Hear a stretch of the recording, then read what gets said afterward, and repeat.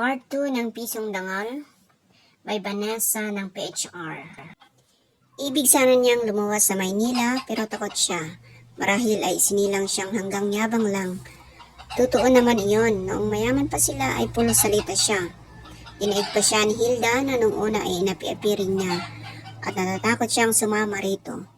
Sumama ka na sa akin, Trudis, kaya natin lumipad ng mataas kapag magkasama tayo. Yon ang linyang iniwan sa kanya ni Hilda noong gabing iyon.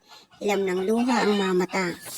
Marahil sapagkat sa mga darating na araw ay mag-iisa na lamang ito sa buhay.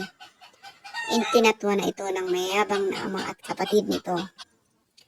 Marahil ay hindi na mabubura pa sa isip niya ang hitsura nito noong gabing iyon. Partikular ang mga mata nitong nakikiusap sa kanya, puno ng takot at tapang. Basang-basa ng luha, hindi niya maipaliwanag kung paano nagsabay ang tapang at takot sa mga mata nito. Basta iyon ang kanyang nabasa. Sumama ka na sa akin please, babalikan natin ang lula mo. Wala kang aasahan sa bayang ito. Hindi ko kayang sumama, tanging nasambit niya. Pinisil nito ang kanyang kamay, walang pagtatampo ang mga mata. Sana maging masaya ka, susulat ako Trudis, asahan mo. Pagkasabi niyon ay tumakbo na ito habang siyang naiwan ay ginapi ng mga tanod. Nagwala siya ngunit hindi siya pinakawalan ng mga ito. Paglingon niya kay Hilda ay animo lumilipad ito sa kanyang paningin, palibhasa ay nakatakbo na ito sa malayo at malakas ang ihip ng hangin kaya tinatangay ang puting bestida nito. Patarik ang daan at hindi na niya kita ang kalsada.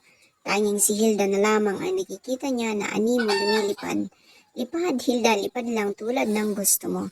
Tulad ng pangarap mo, lipad, Hilda, at hindi ka nila aabutan.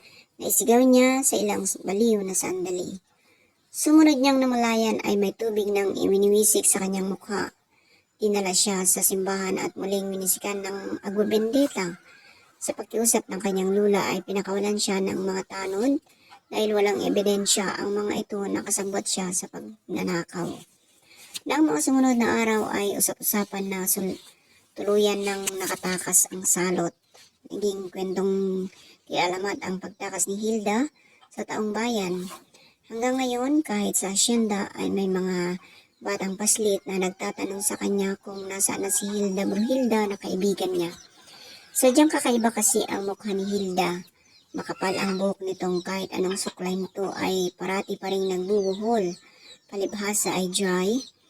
Ang kwento nito noon sa kanya ay hindi raw ito binibilihan ng shampoo ng ama nito, kaya sabong perla lang ang gamit nito. Kaya manggi ito. May malaking nunal sa may buhok sa gilid ng baba. Habaan ang mukha nito pero hindi masasabing mahaba ang baba nito. Malaki at matulis ang ilong nito. Ang tanging maganda sa mukha nito ay ang mga mata nito na hindi rin lumalabas sapagkat makakapal ang mga kilay nitong ayaw nitong ipabunot noon sa kanya. Bukod sa mga mata, may isa pa nga palang ubod ng ganda sa kaibigan niya. Yun ay ang tinig nito na kapag kinakanta nito sa kanya ang mga alam nitong kantang kundiman ay para bang nakikinig siya sa isang anghel. Oh, naluluha ka na naman, puna sa kanya ng lula niya. Naalala mo na naman si Hilda? Tumango siya. Hindi lingid dito ang damdamin niya para sa kaibigan niya. Pati na rin ang mga mabuting kaibigan nito ay kabaliktaran ng mga ginawa nito sa kanya. Nasa magandang lugar ang kaibigan mo, maniwala ka. Siya ang nagpapadala sa iyo ng mga regalo. Mayroon pa bang iba? Gusto ko pang umasenso la. Gusto ko ring umalis sa bayan na ito. Pero naduduwag ako. Anong katiyakan kung papasa ako sa call center? Saka ang sabi nila, masyadong mahal ang bilihin sa Maynila. At mahal ang upahan ng bahay. At least dito, may bahay tayong natutuluyan. Kahit kulangin tayo sa pera, mayroon tayong aanihing gulay. Pero ano ang mangyayari sa atin dito, Lola? Ang dami niyang hinaing sa kalagayan ng kanilang buhay. Kailan po kaya tayo makakaalis dito? Bakit pa tayo aalis? Maayos naman tayo rito. Gusto niyang ibalik ang dati. Dati ang lola niya sa ama ay nasa Amerika. Isang nurse ito roon kaya may paldo sila. Ang lola niyang ito na lola niya sa ina ay sanay sa simpleng buhay. Noon pa ay sa Hacienda Madrigal na ito namamasukan. Ngayon ay retirado na ito, ngunit naroon pa rin sila. Ito ang nagpasok sa kanya roon. Huwag mong panghinayangan ang kaunting yamang na wala rin sa ama mo. Yan ang sinasabi ko sa kanya noon pa, na matuto siyang maging masaya sa kung ano ang mayroon siya, dahil kung hindi ay sasama lang ng sasama ang loob niya. Hindi mo naman madadala sa hukay ang pera, apo. Buntong hininga ang kanyang itinugon. Ang nobyo mo kailan ba babalik? Muli siyang napabuntong hininga. Ilang ulit na nitong naitatanong iyon sa kanya. Hindi naman niya masabi rito ang totoo, naduda siya kung babalik pa ang kanyang nobyo. Dayo sa kanilang lugar ang kanyang nobyo. Taga Maynila ito, may 2 taon na ang nakakaraan nang makilala niya ito sa simbahan. Mahal na araw noon at turista ito sa resort sa kanilang bayan. Nagipagkilala ito sa kanya dahil taga Maynila ay malakas ang dating nito sa kanya. Noong mga unang buwan nila bilang magkasintahan ay maayos naman ito. Nagsabi pa itong pakakasalan na raw siya nito. Isang singsing ang ibinigay nito sa kanya at nangako itong magtutungo lang daw ito sa Amerika at pagbalik ay magpapakasal na sila. May 3 buwan na itong hindi sumusulat, hindi rin tumatawag. Nang tangkain niyang tawagan ang numero ng cellphone nito ay natuklasan niyang hindi na aktibo ang linyang iyon. Tumawag na rin siya sa ibinigay nitong numero sa bahay nito sa Maynila, ngunit wala raw ganoong pangalang nakatira doon. Pakiramdam niya ay naloko lamang siya. Walang paraan upang makontak pa niya ito. Nagawa na rin kasi niyang sumulat dito, ngunit bumalik lamang ang sulat niya. Ibig sabihin ay maling address ang ibinigay nito sa kanya. Hindi ko pa alam la. Abay, alamin mo. Sige po. Aniya, ayaw na niyang ipaalam pa rito ang totoong sitwasyon. Umaasa pa rin siya sapagkat nakita niya sa nobyo niyang si Simon ang isang magandang buhay sapagkat mayaman ito. Inutusan siya ng lola niya na magtungo sa ilog. Naglagay na raw ito roon ng panghuli ng hipon. Mga nakabandal na dahon na inilulubog nito sa isang bahagi ng ilog at doon nagbabahay ang mga hipon. Sariwa pa kasi ang tubig sa ilog kaya sagana sa hipon at hindi rin ipinagbabawal sa kanila na manghuli roon, kaya lamang ay bihira ang nagagawi dahil malayo iyon. Dala ang kanyang bisikleta ay nagtungo na nga siya sa ilog. May kalahating oras na nagbibisikleta siya bago siya makarating doon. May 15 minuto siyang naglakad sa matarik na daan pababa sa ilog. Sanay na siya. Kung dati ay maarte siya at hindi maasahan sa mga ganoong lakaran, ngayon ay natuto na siya. Marami siyang natutunan, particular ang pagbababang loob. Nainganyo siyang maglunay sa ilog, hinubad niya ang kanyang damit at ang itinira lamang niya ay ang panloob at ang manipis na kamisita. Sa ilog ay malayo siyang makapag-isip. Sa pagkakataong iyon ay laman ng isip niya ang kanyang nobyo. Naloko nga lang ba siya nito? Kung panluloko lang ang gusto nito, bakit nagbalik-balik pa ito para sa kanya at bakit nagbigay pa ito ng sisig? Sa labis na pagdududa niya rito ay pinatingnan niya sa sanglaan ang singsing na iyon at natuklasan niyang mataas din ang halaga niyon at hindi yun piki. Ang sabi nito sa kanya kaya ito magtutungo sa Amerika ay dahil mayroon din daw negosyo roon ang pamilya nito. Isang malaking trucking business. Iyon at lipat bahay sa Tagalog, movers sa English. Marahil ay malaking negosyo nga iyon dahil hindi biro ang halaga ng isang truck. Inaasahan niya ito sapagkat bukod sa may kaya ito ay nakita rin niya ito na mahal siya nito. Ngunit kung mahal siya nito, bakit bigla na lamang itong nawala? Bakit hindi siya nito isinama? Bakit hindi na niya ito mahagilap ngayon? Patuloy siya sa paglangoy. Nang mapagod siya ay nag-floating na lang. Nang tumayo siya ay nagtungo na siya sa kinaroroonan ng mga hipon. At kalahating maliit na timba rin ang laman niyon. Tiyak na ilang gabing iyon ang ulam nila at ang tira ay gagawing kilawin ng kanyang lola na tatagal ng 1 linggo sa ref. Umahon na siya, ganoon na lamang ang tingin niya nang makitang nakatingin sa kanya ang isang balbasaranong lalaki na may hawak na barel. May nakaipit na sigarilyo sa bibig nito at kinikilabutan siya. Kanina pa siya nagpo-floating doon at wala siyang bra. At ngayon ay kitang-kita siya nito. Sino ka? Walang hiya ka, saklolo! Patuloy na piling niya. Walang katinag-tinag ang lalaki na natil lamang itong nakatingin sa kanya. Saklolo! Sigaw niya kahit alam niyang walang makakarinig sa kanya. Kahit siguro gumamit siya ng megaphone ay walang makakarinig sa kanya roon. Malayong-malayo na ang ilog. Baka hanggang kalahati lang ng daang palusong ang maabot ng pinakamalakas na tili niya. Kung talagang taga ito ka talaga, alam mong walang makakarinig sa'yo. Nagsasayang ka lang ng pagod. Bakit hindi ka na lang kaya magbihis kaya nagsisigaw ka riyan? O baka gusto mo lang ipakita sa akin ang katawan mo. Fine by me, you have an absolute wonderful body. Bangga siya sa sinabi nito at para din siyang natauhan. Bakit nga ba siya nagsisigaw sa halip na magbihis na siya? Mabilis na hinigilap niya ang kanyang mga damit. Saka nagmamadaling sinuot ang mga yon. Huwag kang lalapit! I'm happy just looking. Halos hindi siya makahinga sa bilis ng tibok ng kanyang puso. Sino ang lalaking ito? Walang nakakapasok sa hasyenda ng basta-basta at lalong walang pinapayagang magdala roon ng barel.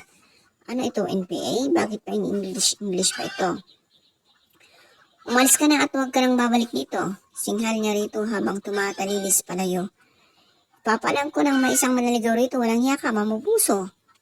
Umiti lang ito. Umiti nga ba iyon? Mahirap malaman sapagkat sadyang makapal ang buhok nito sa mukha. Ang tanging nakikita niya ay ang itim na mga mata nito. Who am I not to enjoy the sight that was laid in front of me? Bastos! Tumawa ito ng malakas. Kaagad na siyang tumakbo palayo. Halos magkandara pa siya. May baril pa rin ito. Baka mamaya ay mapagtripan na palamang siya nitong barilin ay walang magiging saksi at walang kahit sinong makakaalam. Kakaunti pa lamang ang natira sa kanyang hipon. Animo may buhangin ang kanyang mga bagasapo sa pagpidal sa bisikleta. Nagpapasalamat siyang nakauwi pa rin siya ng ligtas. Abay, anong nangyari sa iyong bata ka? Tanong ng kanyang lola. Pautal-utal na siya. Sinabi niya ritong may nakita siyang lalaki sa ilog na may dalang barel. Abay, nalintikan na at napasok na yata tayo ng mga rebelde. Hala, mag-ayos ka ng sarili at saka magtungo sa mansyon, anito. Tumango kaagad siya. Saglit na naligo, saka nagtungo sa mansyon. Ang tanging naroon sa loob ng ilang taong nagdaan ay ang mayordoma na si Manang Francesca na siyang katiwala rin ng may-ari. Ang maliit na desisyon ay ito na ang nagpapasya. Ngunit ang malalaking desisyon ay itinatawag pa rin nito sa amo nilang nakabase sa Amerika. Si Senyor Zacarias, ang nag-iisang anak ng mag-asawang Madrigal na may ilang taon na rin namatay. Minsan pa lamang niyang nakita si Senyor Zacarias. Noon lamang pumanaw ang mga magulang nito. Manang Iska, aniya sa matanda na naabutan niya sa labas ng gate ng mansion. May kailangan ka? Patuloyin niyo siya, Manang. Wika ng isang baritonong tinig. Muntik na siyang mapatili nang makitang ang nagmamayari pala ng tinig na iyon ay walang iba kundi ang rebelde. Anong ginagawa mo rito? Sita ni Trudis sa lalaki. Abay, tumigil-tigil ka lang, bata ka. Senyor, pasensya na kayo sa batang ito. Palibhasa ay hindi niya kayo kilala kaya hindi na kayo namukhaan. Natigilan siya. Paano nangyaring ito ang kanyang amo? Ang layo na ng mukha nito. Sa naalala niya, natatandaan niyang nang nakita niya ito ay anong paghanga niya sa kagwapuhan nito. Kahit pa nga hindi ito humingitiwan lang. Ngayon ay natabunan na ang gandang lalaki ito ng balbas at bigote nito. Para siyang nanliit nang maunawaan na ang lalaking sinigaw-sigawan niya ang siya palang amo niya. Lalo siyang nanliit at nainis din nang maalalang binasuhan siya nito kanina. Kahit amo niya ito ay wala itong karapatang gawin iyon sa kanya. Sisisantihin ba siya nito? Wag naman sana dahil wala siyang maililipatang trabaho. Wala rin siyang ipon dahil ang sweldo niya ay sapat lang na pambili ng mga gamot ng kanyang lola. Mataas ang presyo nito pero hindi pa naman ito na-stroke. Kadalasan ding maayos naman ang pakiramdam nito. Kung tutusin ay malakas pa ito. Lead her in, Manang, anang lalaki. Saka nagpatiuna na sa pagpasok. Nang wala na ito ay hinarap siya ni Manang Iska. Ano ba ang naisip mo at sinisita mo si Senyor? Hindi mo na ba naalala ang itsura niya? Pasensya na po pero paano ko po matatandaan ang itsura niya kung natatabunan na ng buhok ang buhok niya? Kailan pa ho ba siya nakabalik? Kanina lang. Kahit ako'y nasurpresa sa pagbabalik niya. Ano ba ang nangyari? Hindi na lamang siya nagpaliwanag. Nakakahiya. Pinatuloy na nga siya ng matanda. Inihahanda na niya ang sariling masisanti, ngunit abot-abot pa rin ang kanyang dasal na sana ay huwag naman. Bagaman madalas siyang maisip na mas magandang mamasukan siya sa Maynila, ay naunawaan niya ng mga sandaling iyon na nakadepende pala sila ng tudos sa Hacienda Madrigal. Would you like to have a drink? Po? A drink, baby. Napalunok siya. Una ay natakot siyang sumagot hanggang sa maalala niyang parati na lang siyang duwag. Sa pagkakataong yun ay kailangan niyang maging matapang dahil siya ang naagrabyado. Walang masama kung magsisimula siyang maging matapang sa kauna-unahang pagkakataon sa buhay niya. Huwag mo akong tawaging baby, singhal niya. Ngunit nantigilan din pagkatapos yata ang katapangan niya. Sorry. Tumawa ito. Are you taking medicines? Nagtatalo ang kalooban niya hanggang sasabihin na lamang niya, Sir, may sasabihin po ba kayo? Yes. Ano po yun? Would you like to live here with me? The pea is going to be really good. Napanganga siya sa sinabi nito. Tama ba siya sa pagkakainig at pagkakaintindi? Po? I asked if you would like to live here in this so-called mansion with me. I am lonely here. Muli siyang napanganga.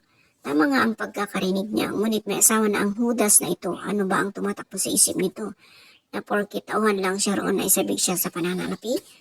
Oo, at may bahid ng katotohanang sabik siya sa isang maluwang buhay, ngunit hindi niya gagawing kumabit para lang doon.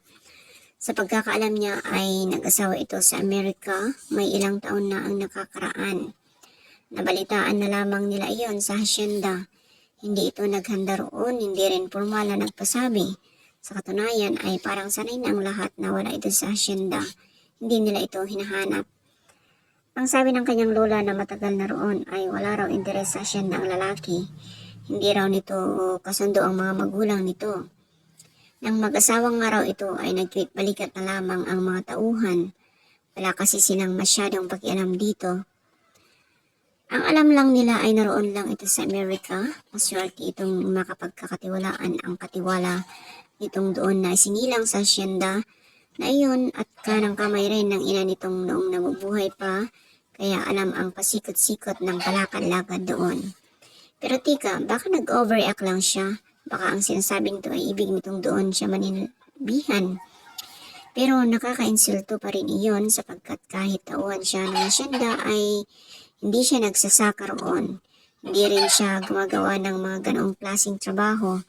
Tapos nung may pagmamalaki niya na napapakinabangan siya roon ng ilang taon na sa kolehiyo sapagkat may kaunti siyang nalalaman sa pag-aayos ng mga papeles.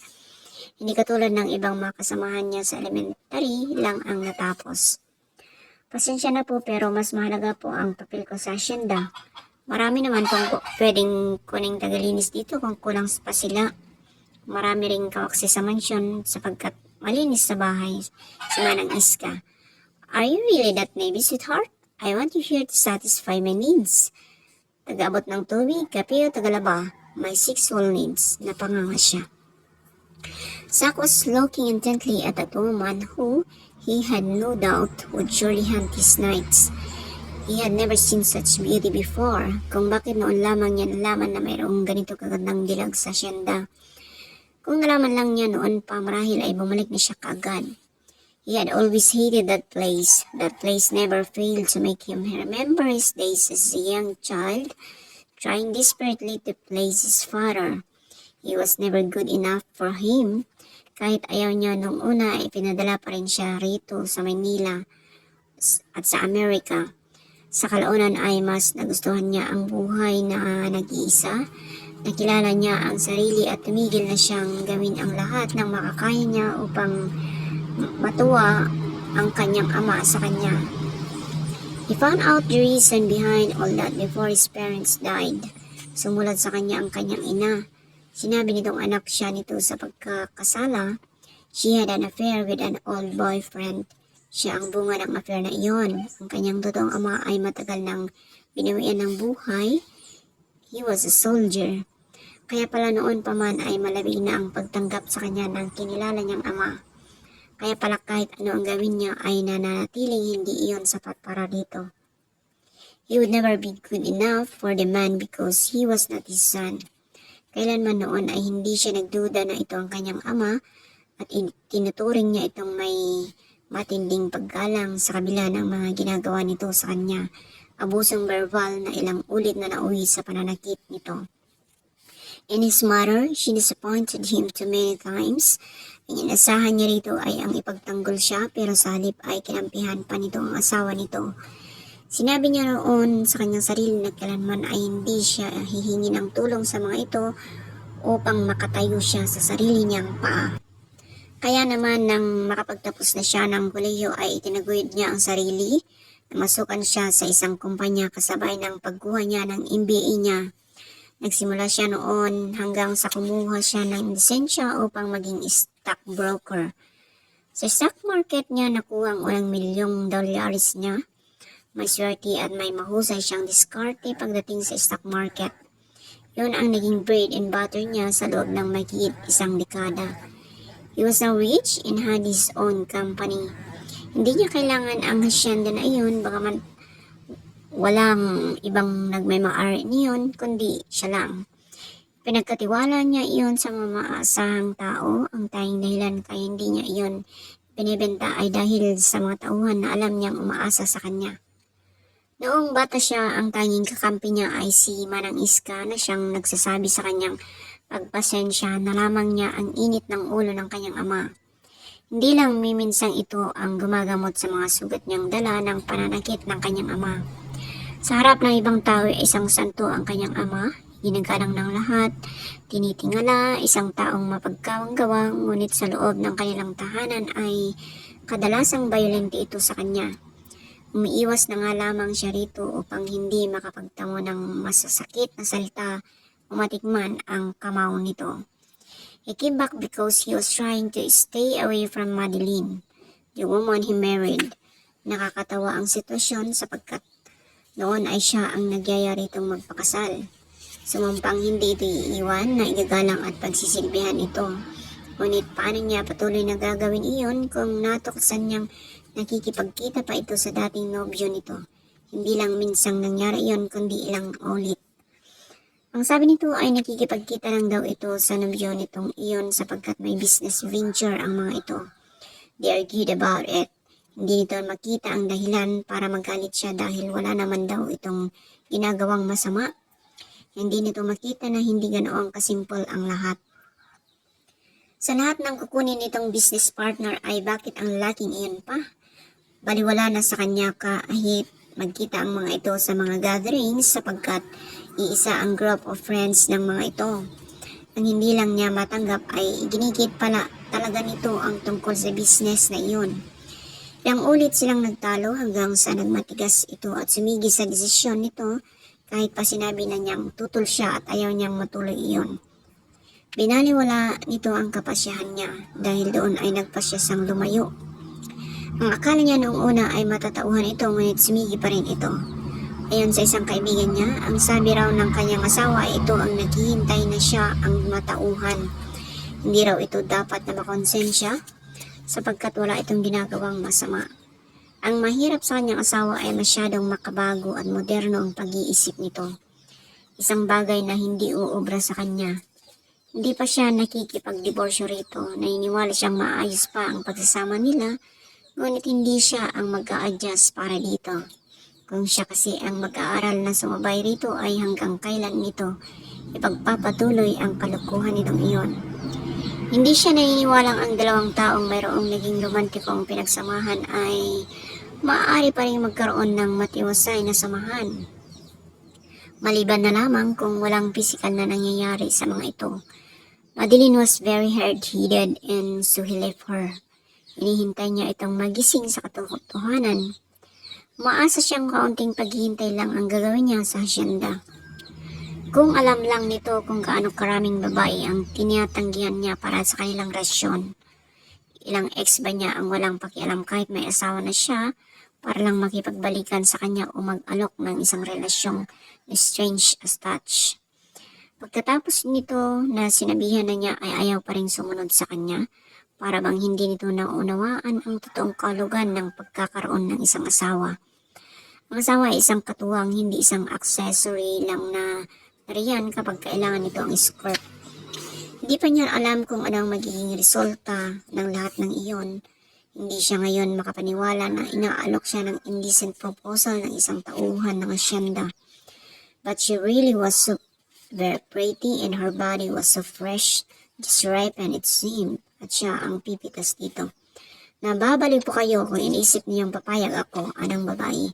Halata sa tinig nito ang matinding galit nito, galit na kontrolado. I am going to offer you a lot of money. Mas maganda ang nga sigurong malaman din ni Madeline na madali lang para sa kanya ang palitan ito kung sakali man. Hindi ko ipinagbibili ang sarili ko ngayon. Makakaasa po ba ako sa inyo na hindi na ito maulit? Of course not. Napapangiti siya. He was starting to get amused by this lady. Mukhang hindi nito malaman kung ano ang sasabihin nito. Tumalikod na lamang ito. Walang iniwang anumang salita sa kanya. She was going to join him there. He was sure. He was going to find a way. He needed someone. It had been a while since he was with a warm body. Mali bang ginagawa niya? Lalaki siya. May mga pangailangan din. At ano ang nalalaman niya sa ginawa ni Madeline sa piling ng dati nitong nobyo? He went up to his room. Nakatanggap siya ng tawag mula sa kanyang abogado. Your wife filed for divorce. He was stand for a while. Kahit sabihin mayroon silang hindi pagkakunawaan ay hindi niya inasahan ang magiging hakbang nito. Ngunit hindi pa siya nababaliw upang habulin ito at sasang-ayon na lang siya kahit ayaw niya sa ginagawa nito. Fine. She signed a prenup. Make sure she doesn't get resent. Aniya. O ano't nakasimangot ka riyan? Paano po yung inakala kong rebelding nakita ko sa ilog? Si senyor po pala. At ang bastos niya la.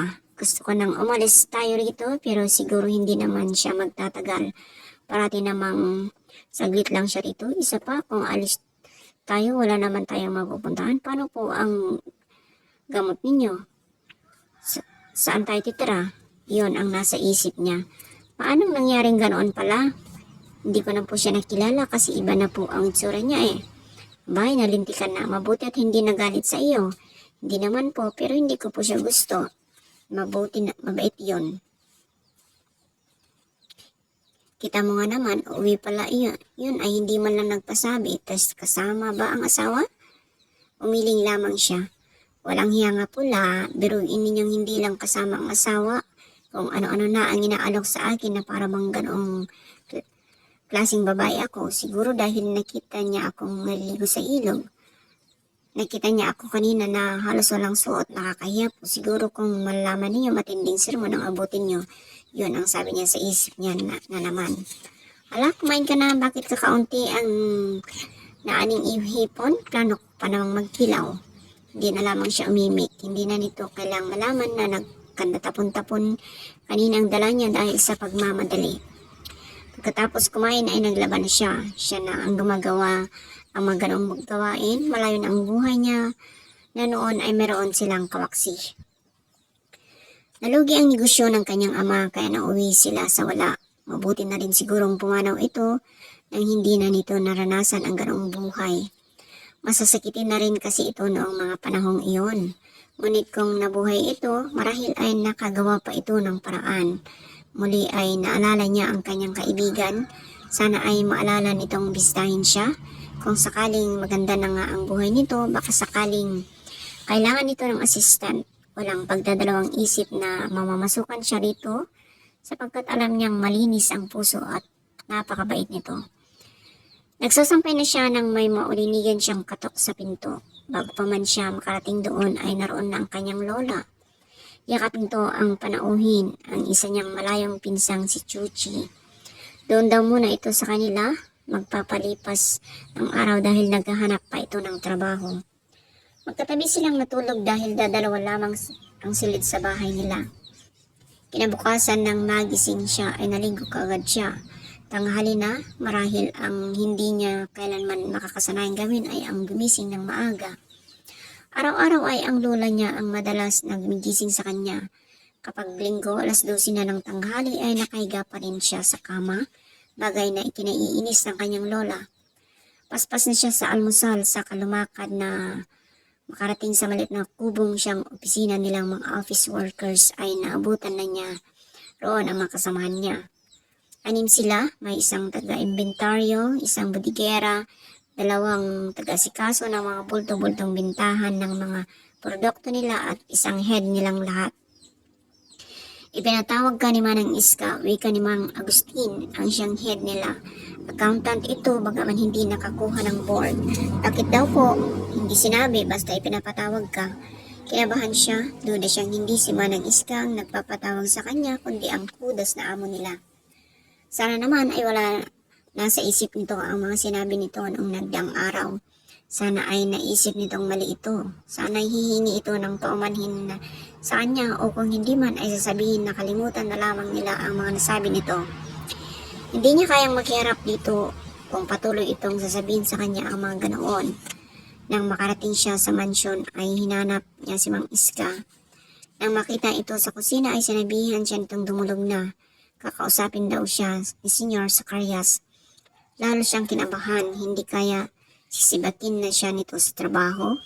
Ngunit kung ganoon ay bakit pagkikainin pa siya? Huling hapunan o sa kaso niya ay huling almusal? Huwag naman sana. Halos mapatigil si Trodis na makita ang lalaking nagpatawag sa kanya. Wala na ang makapal na balbas at bigote nito. Naalala niya ang atraksyon niya rito noong una niya itong nakita. Lalo pa nga itong gumwapo ngayon. Napakaganda ng mga mata nito. Mga matang tila nahuhusap. Manipis ang mga labi nito. Kaya natakpan iyon ng bigote at balbas nito noong unang makita niya ito. Mayroon pa ring bakas ng buhok sa mukha nito. Marahil ay hindi na iyon mawawala sapagkat mistiso ito. Matangos ang ilong nito, makinis ang mukha.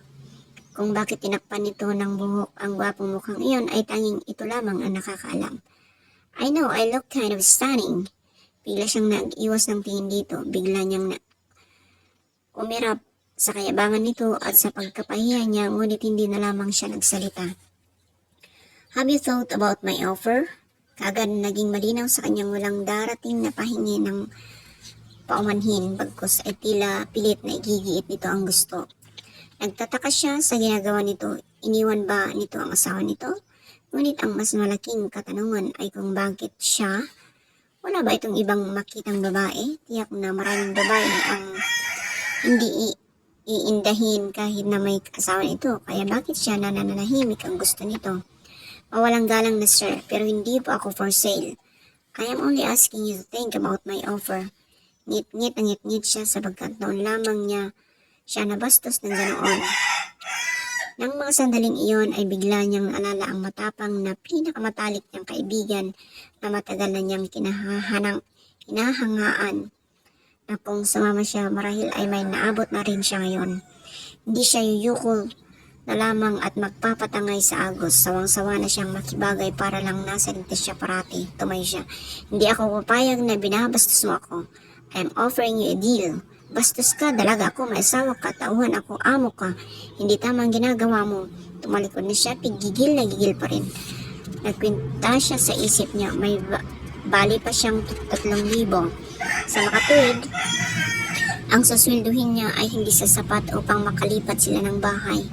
Ngunit kung makakahiram siya ng pera sa Bombay ay makakalipat sila marahil sa bayan. Mangungupahan sila, maaari silang maghanap na lamang ng isang silid. May makukuha naman siguro sila sa maliit lang ang upa. Where are you going? I am still talking to you. Hindi ko ugaling makipag-usap sa isang taong mambabastos sa akin. Ituring mo ng resignation letter ito. Fine. Nagmarcha siya palabas. Kung kailan naglalakad na siya palayo ay saka siya biglang napaiyak.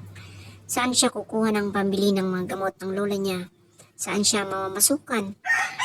Maganda na ang posisyon niya sa hacienda, ngunit muli niyang tinandaan ang nagtulak sa kanyang umalis doon, ang kaibigan niyang iniidolo niya. Ano ba ang malay niya kung ang lahat ng iyon ay pahiwatig na ng langit upang umalis na siya roon? Hindi pa man siya nakakalapit sa bahay nang salubuhin siya ng kapitbahay. Madali ka, Chodis, ang lola mo. Kinabahan agad siya. Ano pong nangyari sa lola ko? Sinugod sa ospital at bigla na lamang tumiing buwang. Sa narinig ay tinakbo na niya ang bahay nila. Salamat na naroon ang pinsan niya. Maliit na babae. Lang itong ngunit kayang-kaya nito ang kanyang lola. Tinulungan niya ito. Nasa labas ng tricycle ng isang bahay nila. Tulong-tulong na dinala nila ang matanda sa ospital. Nang makarating doon ay isang masamang balita ang sinabi ng doktor. Kailangan daw ng kanyang lola ng isang masusing pagsusuri ngunit may hinala na raw ang mga doktor na may bara sa puso nito. Kailangan nito ng kung ano-anong eksamen.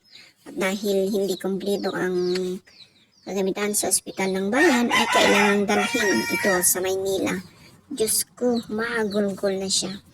Doon lamang niya nakitang ganoon ang kanyang lola. Wala nang panahon para mag-isip. Pinuntahan kagad niya ang Bombay na si Ali, ang siyang pinakasikat na nagpapa 5-6 sa kanilang bayan. Nagpahiram ito sa kanya ng pira ngunit 20,000 lang. Hanggang doon lang daw ang maaari nitong ipautang sa kanya sapagkat wala siyang negosyo. Paspas na naman siya sa ospital upang maisakay na sa ambulansya ang kanyang lola. Nang makarating na sa Manila ay manghingi ng deposit ang doktor. Binigyan niya ang natitirang pera. Nagtira lang siya ng kaunti para sa sarili. Magdamag na nasa ICU ang lola niya habang kung ano-anong test ang kailangan gawin dito. Kinabukasan para daw makasiguro ay kailangan nitong MRI na hindi na magawa ng mga ito sapagkat kulang na ang deposito niya sa dami ng mga test. Nagboluntaryo ang kanyang pinsan na paggamit ang ipon nito na pa-MRI ang lola niya at ayon sa resulta ay kailangan ito ng bypass operation sapagkat hindi na kaya ng puso nito. Barado na iyon kaya gagawa ng ibang daanan. Nanginig siya sa takot nang malaman kung anong klaseng operasyon ang kailangan ang lola niya. Ang isa niyang kasamang kapitbahay ay nagsabing sa mahusin na ospital na raw niya dalhin ang lola niya sapagkat kakaunti lang naman daw ang maaasahan sa ganoong klaseng surgery. Halos simatayin siya nang malaman kung magkano ang kanilang gastusin. Kahit lumuha siya ng dugo ay wala siyang makukuhang ganoon kalaking pera. Hanggang sa maalala niya ang isang alok na tinanggihan na niya. Kailangan niyang malaman kung bukas pa ang alok na iyon at kung magkano ang maibibigay nito sa kanya. Umuwi siya sa probinsya at agad na nagtungo sa mansyon. Pinagkintay siya ni Manang Iska sa sala.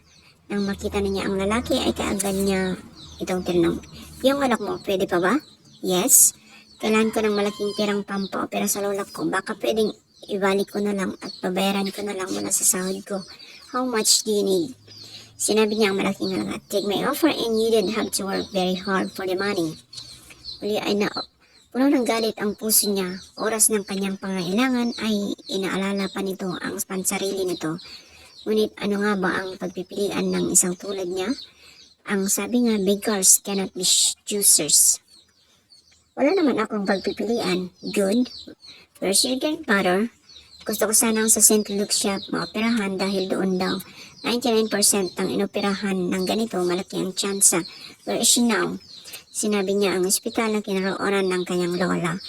Tanong nito ang pangalan ng lola niya. Nang tumugo, kung siya ay tumawa ito sa katamalkod at namakyat na sa kabahayan. Maya-maya ay naiinip na siya sa pagbabalik nito sapagkat inalala niya ang kanyang lola. Magsasabi na sana siya kay Manang Iska nang bumalik ang lalaki. "I'd like to see you here after you sleep and take a shower. Are we clear? Pero kailangan kong puntahan ang lola ko. Everything has been taken care of. She's going to be operated in as soon as possible time. Kailangan ko siyang puntahan. That's why I'm asking you to come back here when you are ready and we'll go together." Tanging nasambit niya. Hindi niya malaman kung maniniwala ba sa sinasabing itong maayos na ang lahat o mamamangha sa bilis nito. O hahanga na may kabutihan din pala itong itinatag. Umalis na siya at nagkitawag sa kapitbahay niya. Ang sabi ng kanyang pinsan ay maayos na nga raw ang kalagayan ng kanyang lola. Inihahanda na raw ito para sa operasyon. Nakahinga na siya ng maluwag, hindi siya mapakali. Nagpasya siyang kapag natapos ang operasyon ng kanyang lola ay doon na muna ito sa Maynila. Pasasamahan niya ito sa kanyang pinsan. Rirenta sila ng maliit na bahay habang hindi pa natatapos ang serbisyo niya kay Zacarias. Hindi pa niya alam kung gaano katagal na serbisyo iyon. Bastang alam niya ay hindi iyon maaaring malaman ng kanyang lola. Nahiga siya at kakatuwang sa kabila ng gulo ng kanyang isipan ay mahimbing siyang nakatulog. Tahimik lang sa loob ng sasakyan ni si Trudis. Hindi niya alam kung paano sisimulan ang mga tanong niya. Salamat at bukas ang radyo ng sasakyan.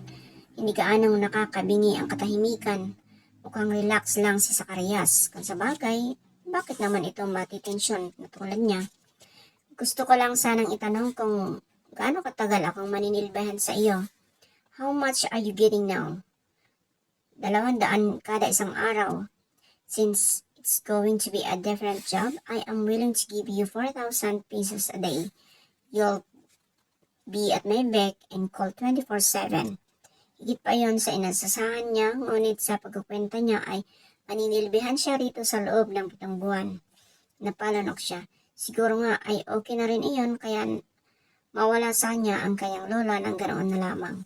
Ano ang sasabihin ko sa mga tao? You don't have to tell anything or to anyone. Simpleng-simple ang tugon nito, ngunit alam niyang sa mangyayari ay hindi na rin siya makakabalik pa sa asyenda. Siya na ang magiging tampulan ng usapan doon.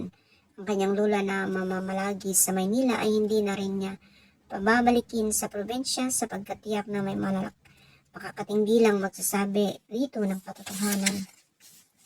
You seem awfully quiet. Aren't you glad that your lola is well? Mas matutuwa siguro ako kung walang ganito kalaking kapalit yun. There's no such things as a free lunch. Alam kong nangailangan ako at sinasamantala mo. I am a wise businessman. Nagngingit-ngit siya sa galit ngunit wala siyang masabi. Kahit ano pa ang sabihin niya ay mawawalan din ng silbi sapagkat tiyak na magtatabi pa rin sila nito. Lalo lamang siyang magmumukhang tanga sa reklamo siya ng reklamo pero susukurin sa bandang huli. Isa sa mga darating na araw ay may kalalagyan din ang mapagsamantalang lalaking ito. Sa ngayon ay kailangan niyang manilbihan dito sa maraming paraan. Nagkakasala siya dahil hindi lamang sa kanyang sarili kundi maging sa asawa nito. Kung malalaman iyon ng asawa nito ay hindi kaya malaking gulo ang mangyari. Nagpasya siyang itanong iyon dito. Ang asawa mo, paano kung malaman niya ay hindi pa siya magagalit? We are about to start with the divorce proceedings. Ikinasurpresa niya iyon bagaman para din siyang nabunutan ng tinik sa isang banda. Wala siyang masasaktang tao. Tapos na ang relasyon nito sa asawa nito kaya marahil nangangailangan ito ng isang espesyal na serbisyo. Sa naisip ay napaluha siya, mga luhang pilit niyang itinatago rito.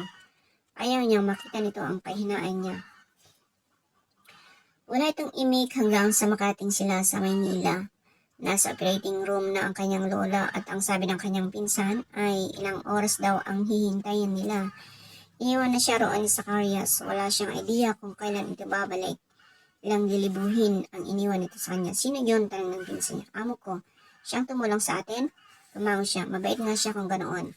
Pagkalipas ng ilang oras na paghihintay ay lumabas na ang doktor at sinabing stable na raw ang kondisyon ng lola niya bagaman hindi pa ito maaaring bisitahin.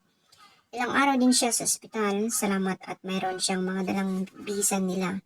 Tuwing umaga ay may nagtutungo roong driver ni Zacarias na may dalang pera o pagkain para sa kanila ng kanyang pinsan. Tanong ng tanong ang kanyang pinsan at siya naman ay sagot lang ng sagot na sadyang mabait lang si Zacarias. Marahil ay hindi ito makapaniwala na pinapadalhan pa siya ni Zacarias ng pera. Hindi lang nito alam na mayroong kapalit ang lahat ng iyon. 7 buwang pagsiservisyo niya iyon bilang kalaro ni Zacarias. Nang makakausap na niya ang kanyang lola ay sinabi niya rito ang kanyang plano. Masyado po kayong mahina at matatagtag kayo sa biyahe, lola. Mayroon na akong nakitang malilipatan natin dito. Ito na muna si Chuchi ang kasama ninyo at ako naman ay babalik sa asyenda para magbayad ng utang ko kay senyor. Abay, malaki-laki rin siguro ang nagastos. Magkano ba inabot ng utang mo? Kayang-kayang bayaran lang. Mabait naman ang senyor. Ang gusto ko po, wag na ninyong alalahanin ang lahat. dito na po tayo maninirahan sa Maynila para na rin kung sakali malapit tayo sa mga gandang ospital doon sa atin. Walang kwenta ang mga ospital. Sa paglabas po ninyo la, ipapadala ko na rin sa bagong bahay ang mga gamit natin. Ikaw ang bahala kung sa tingin mo mas maganda iyon, pero kung ano ang tatanungin, malusog na ako kaya unang magbiyahe. Mas maganda nga sa hacienda at sariwa ang hangin. Pero hindi pa rin po kayo tapos obserbahan la ng pinsan niya. Totoo yun.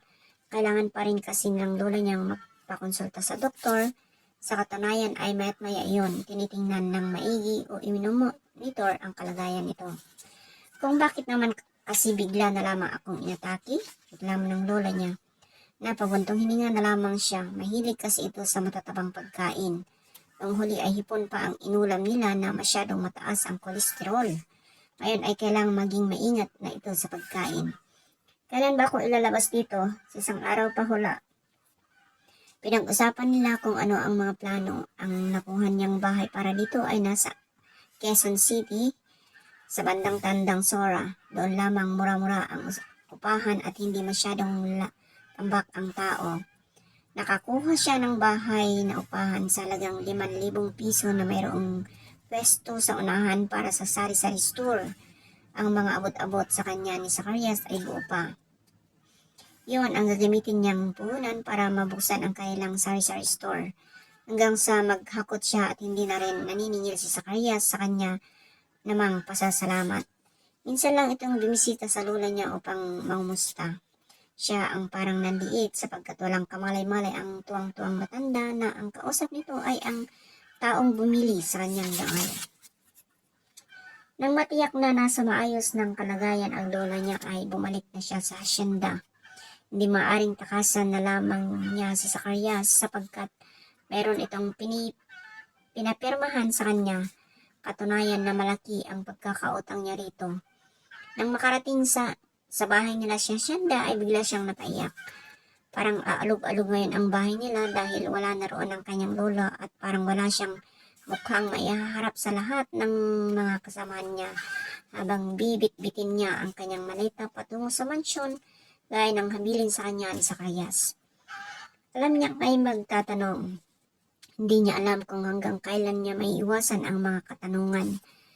Pati niyang maging si Manang Iska ay magtatanong din. Hindi pa man ay wala na siyang mukhang maihaharap dito.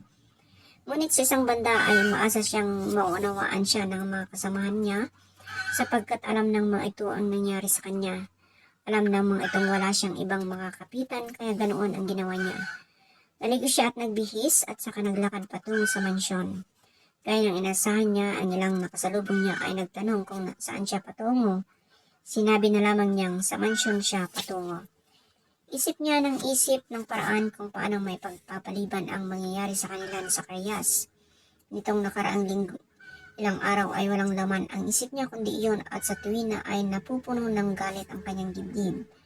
Oo, at mayroong inisyal na attraction siyang nadarama para sa lalaki, ngunit ang attraction iyon ay hindi sapat upang maluwag sa kanyang kalooban na tanggapin na lamang ang lahat ng mangyayari sa kanila. Nang makarating siya sa mansyon ay mayroon na siyang naisip na paraan. Sasabihin niyang may buwanang dalaw siya. Hindi pa kasi talaga siya handa para doon. Bahala na. Ito ang magiging silid mo, wika kay Trudis ni Manang Iska. Seryoso ang anyo nito. Bagaman parati naman itong seryoso ay higit pa yon ng mga sandaling iyon. Halos hindi siya makatingin sa mukha nito. Manang, sige na, ipasok mo na ang gamit mo. Ibig niyang magpaliwanag dito pero sa halip naggawin iyon ay nagtanong siya, alam mo ba ninyo kung ano ang magiging papel ko rito? Noon ito tumitig sa kanya, matanda na ako para hindi malaman. Ano pa ba ang ibang magiging dahilan para ilayo mo ang lola mo at ngayon ay dito ka patitirahin ng senyor? Ang sa akin lang, alam mo na ang ginagawa mo at nasa tamang edad ka na. Wala na akong pakialam pa. Napakagatlabi na lamang siya at naitanong kung ilan pa kayang mga tao sa hacienda ang nakakaalam ng tungkol doon. Siya na ba ang paksa ng ilan sa mga kasamahan niya? Salamat at walang nakakaalam sa mga ito kung nasaan ang lola niya. Marahil kaya na rin naging madali para sa lola niya ang lumipad kaagad sa Maynila dahil wala na itong kaedad sa lugar na iyon. Tumalikod na si Manang Iska. Inayos niya ang kakaunting gamit niya sa loob ng silid. Aalog-alog ang mga gamit niya sa laki ng closet doon. Noon lamang siya nakapasok sa silid ng mansyon. May 5 dublin yon ang maliliit na kubo nila ng lola niya.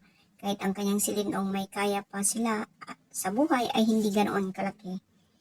Marahil ay tama ang kanyang lola kahit noon pa na ang kaligayahan ng tao ay wala sa kung ano ang meron ito. Iyon ang pinakamalaking dahilan kaya sa kabila ng pagyayaya nila rito noon sa pumisan sa kanila ay nanatili ito sa hasyenda sapagkat masaya itong kasama ang mataling nitong kaibigan na tulad nito ay biyuda na rin. May ilang taon na ring tumanaw ang matandang iyon.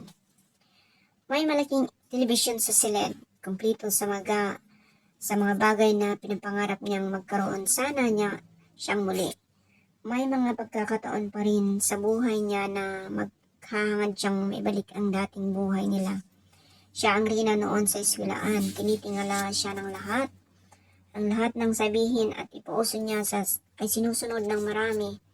Kumbaga sa pelikulang Amerikano, siya ang cheerleader, ang captain cheerleader at ang magamit niya lahat ay meron tatak, Guess, Levi's, Benetton, yon ang mga uso noon. Ngayon, ang mga tatak na gamit ay talagang mamahalin na. LV, Prada, hindi na rin siya umaasang magkakaroon siya ng lahat ng iyon. Ang pangarap niya ngayon ay ang makakuha ng magandang trabaho sa Maynila pagkatapos ng lahat ng unos o kung hindi man ay umaasenso ang kanilang sari-sari store. Humiga siya sa kama, naghintay lang ng utos sa kanya. Mabilis ang tibok ng kanyang puso. Hindi siya handa sa mangyayari, ngunit handa na ang alibay niya. Noon biglang bumukas ang pinto ng silid at ituwa roon si Zacarias. Nanghulaan na niyang kanugnog ng kanyang silid ang silid nito. Napabangon kagad siya. Mayroon ako. What? Kumunot ang noon nito. At sa kanya naanawaan ng kanyang katanghan. Palibhasa ay wala na siyang ibang nasa isip kundi ang mangyayari. Kahit wala pa sa tiyempo ay tungkol na kaagad doon ang kanyang sinabi. Meron akong means. I wasn't going to ask about that. Gusto ko lang kitang kamustahin. Napahiya siya. Maayos naman kung bakit lalo siyang kinabahan, ngunit sa pagkakataong iyon ay hindi dahil sa mangyayari kundi sa mga mata nito. May binubuhay na kung anong pakiramdam sa kanyang sistema ang mga matang iyon. Great. Lumapit ito sa kanya at hinaplos ang kanyang buhok. Meron ako.